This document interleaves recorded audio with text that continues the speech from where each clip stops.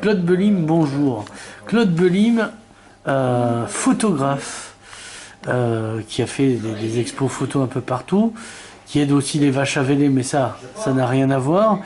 Et donc qui aujourd'hui vient nous proposer et nous présenter la revue Regard, alors qui n'a rien à voir avec cette revue communiste qui est à Paris, pour lequel j'ai écrit quelques articles, et rien à voir avec le festival Regard de Jean d'Aurillac. Quoique, un certain regard, comme on dit à Cannes. Donc, c'est une revue qui est éditée tous les combien de numéros, pourquoi tu vas cracher ta Valda, sinon je te mets une lampe dans... Je t'attache au radiateur. Un quoi? Non, vas-y. Alors, on en est au 16e numéro. Elle a été créée en 2009 avec Pierre Couragé. Le regretter, hein, parce qu'il est un peu mort. Donc, la vie est à combat, voilà. Qui finit toujours mal. Regard, oui, parce qu'au départ, on était un peu lié quand même au festival Regard, puis on a pris beaucoup plus d'indépendance depuis. Et donc, on fait environ deux numéros. On a un rythme de croisière de deux numéros par an. Plus des hors-séries. Alors, on arrive à 4 numéros en général par an. Le but, c'est de faire connaître des photographes, la photographie contemporaine. Donc, chaque numéro a un thème. Sur lequel donc on va chercher des photographes. On publie à peu près 5 portfolios par numéro et un texte en préambule. Alors un texte qui peut être décalé ou bien un texte qui peut être théorique par rapport à la thématique qu'on a choisie. Voilà, c'est en accès libre sur le web, à revue Regard Photographie, on le trouve. Et autrement, on vend aussi une centaine de numéros, on en édite une centaine de numéros qu'on édite par impression numérique. Alors, l'image, c'est bien beau, si je puis dire, mais on en est un peu noyé. Donc, est-ce que il n'y a pas un sentiment d'inutilité ou alors d'onanisme, et on fait ça pour soi et les copains, c'est déjà bien? J'aime les polémiques inutiles, c'est pour ça. Non, j'ai rien contre l'onanisme. Moi, je suis pas religieux. Voilà. Je m'en fous. Puis on n'est jamais si bien servi que par soi-même. Puis bon, des fois, par période froide, voilà. Et seul, ça peut servir. Ceci étant, à quoi ça sert? Oui, voilà. Pourquoi faire? À vivre. C'est déjà pas mal. Et puis à se poser des questions, et puis à montrer des choses qu'on aime, et puis à interroger le monde, puisque la photographie, comme n'importe quel art, sert à interroger le monde et notre place dans le monde, enfin, et toutes ces questions, de toute façon, qui n'ont aucune réponse. Alors, si je faisais venir Nietzsche dans le débat, c'est une revue qui a un rapport à l'apollonisme, à l'Apollonien ou Dionysaque. Est-ce que c'est les canons du beau classique, ou ça peut être aussi punk à chien total? Ce serait plutôt punk et chien total que les canons du beau classique. Quoique, on est ouvert. On a fait justement un numéro sur la beauté, ouais. En s'interrogeant sur ce qu'était la beauté.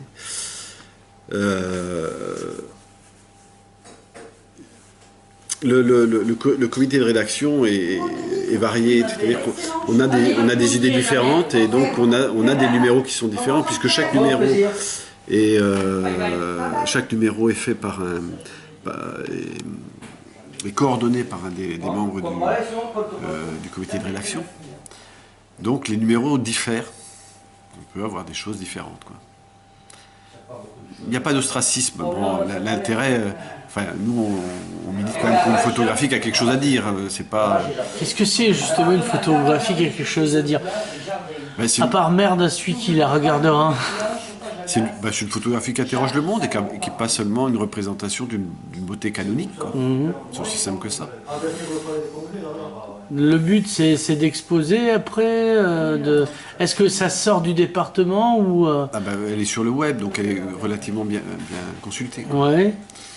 C'est une vision du monde qu'on propose, mais l'intérêt de cette revue, c'est qu'elle n'est pas uniquement dans un sens, dans une esthétique particulière. D'accord. On peut avoir différentes esthétiques suivant les numéros qu'on fait.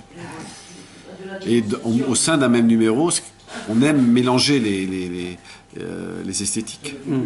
C'est-à-dire qu'il n'y a pas de reportage, c'est-à-dire on fait une photo et l'entourage de la photo est pas important, c'est une question. Mais la question vaut réponse. Et même dans le reportage, l'entourage de la photo, ce qui est important, c'est le texte qui va en dessous, quoi. Oui, en fait, on se fout de la photo, ce qui est important, c'est la production du texte. Voilà. Là, une photo est intéressante quand elle a plusieurs niveaux de lecture, quand elle interroge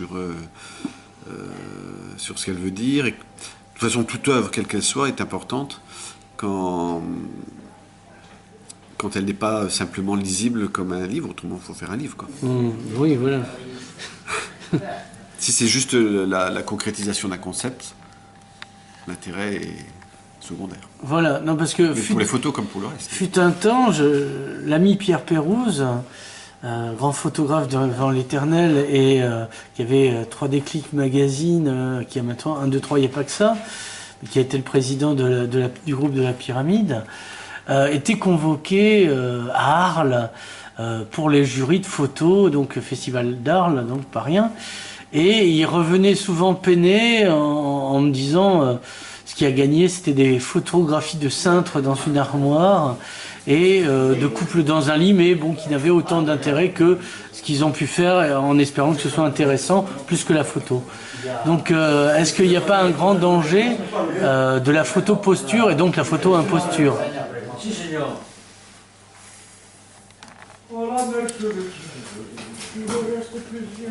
La photo, c'est pas toujours ce qu'elle montre qui est intéressant. Il y a le hors-champ aussi. Il y a le hors-champ, puis il y a aussi ce qui rentre en résonance avec celui qui regarde. De toute façon, une photo, peu importe de ce qu'elle montre, ce qui est important, c'est comment on la reçoit. Quelle que soit l'œuvre d'art, le public, le spectateur, a un rôle au moins aussi important que l'artiste. Puisque une fois que l'œuvre est donnée à voir, comme on dit si bien, elle n'appartient plus à l'artiste, elle appartient à celui qui la regarde. Si elle ne rentre pas, il y a plusieurs postures. Quand on s'intéresse à un médium ou à quoi que ce soit les voitures ou les mobylettes, on aime interroger, tripatouiller dans la mobilette. Et pareil en photographie, on a envie de pousser la photographie dans ses retranchements, de savoir pourquoi, à quoi ça sert, où ça va et dans quelle étagère. Donc il y a la question du médium, et puis après il y a la question de ce que le médium veut dire. Et on peut dire des choses très simples avec un morceau un morceau de mouchoir par terre. L'intérêt d'une image, c'est d'éveiller des sensations, de travailler sur le sensible, même si la photo en elle-même n'est pas quelque chose de beau à regarder. Enfin, la notion du beau canonique est sans intérêt, enfin, pour moi. Quand c'est beau, il faut regarder, il ne faut pas faire de photos, quoi. Oui, il m'arrive de photographier des choses belles, mais ça n'a rien à voir. Donc, qu'est-ce qu'on peut dire pour conclure l'interview? Donc, présente-nous, prends-en un, tu en tires un au hasard, et tu nous fais un peu l'explication. Allez, je t'en tire un au hasard. Voilà, c'est genre... Ah, mais c'est moi le coup, c'est sûr. Si j'ai pas que j'ai l'autre Sur la beauté. Voilà, tiens. Ça n'a pas d'intérêt, mais t'en fais quand même un numéro. Eh oui. La question était de savoir qu'est-ce que la beauté. Ouais. Alors on a des images assez classiques. Ouais. Celle-là de Jean-Claude Mougin. Ouais, donc un arbre, hein, pour ceux qui n'auraient pas reconnu. C'est la Sainte-Victoire. Voilà. Donc c'est une citation de César.